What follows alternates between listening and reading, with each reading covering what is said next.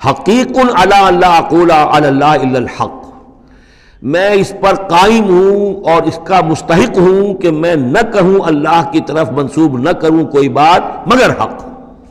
اس کی وجہ یہ ہے، یہ بھی جان لیجئے کہ فرعون کے لیے حضرت موسیٰ کوئی نئی آدمی نہیں تھے، حضرت موسیٰ اسی کے محل میں پلے بڑھے تھے، اور وہیں سے پھر وہ نکل کر گئے تھے مدین، اور مدین سے واپس آ رہے تھے تو انہیں نبوت اور رسالت ملی۔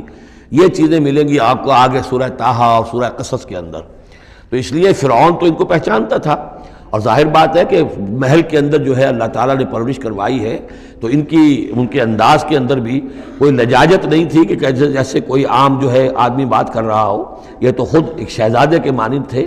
تو دیکھو میں تم سے کوئی غلط بات کہنے والا نہیں ہوں، میرا مقام اس سے بہت بلند ہے کہ میں کوئی گھٹیا طرز عمل اختیار کروں۔ حقیق علی اللہ اقول علی اللہ الا الحق قد جئتکم ببینۃ من ربکم، میں لے کر آیا ہوں تمہارے رب کی طرف سے ایک کھلی نشانی۔ فارسل معی بنی اسرائیل، تو میرے ساتھ بنی اسرائیل کو رخصت کر دو۔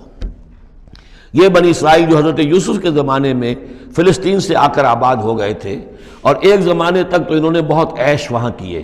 اس زمانے میں جو مصر میں حکومت تھی وہ دوسری قسم کا خاندان تھا، یہ فرائنہ کا خاندان نہیں تھا، ہکسوس کنگز کہلاتے ہیں، چرواہے بادشاہ۔ وہ عرب کے علاقے سے جا کر انہوں نے حکومت قائم کی ہوئی تھی۔ انہوں نے ان کی آؤ بھگت بھی کی، حضرت یوسف کا بھی احترام بہت تھا، پیرزادوں کی طرح رہے کئی 100 برس تک۔ لیکن پھر وہاں ایک نیشنلسٹ ریولوشن آ گیا، اور جو وہاں کی اصل قبطی قوم تھی اس نے ہکسوس کو وہاں سے نکال باہر کیا۔ جب وہ چلے گئے اور ان کی نیشنلسٹ گورنمنٹ قائم ہو گئی، تو یہ جو تھے باہری، جیسے ہمارے بیچارے بہاری مسلمان اب بھی جو ہیں وہ بہار کے اس میں مشرقی پاکستان میں یا بنگلہ دیش میں پھنسے ہوئے ہیں، تو یہ گویا کہ ہاسٹیج بن گئے اب، کہ یہ ہے کہ جو ہمارے سابق حکمرانوں کے بڑے چہیتے تھے، لاڈلے تھے، ناز پروردہ تھے، اب ان پر سختیاں شروع ہوئیں۔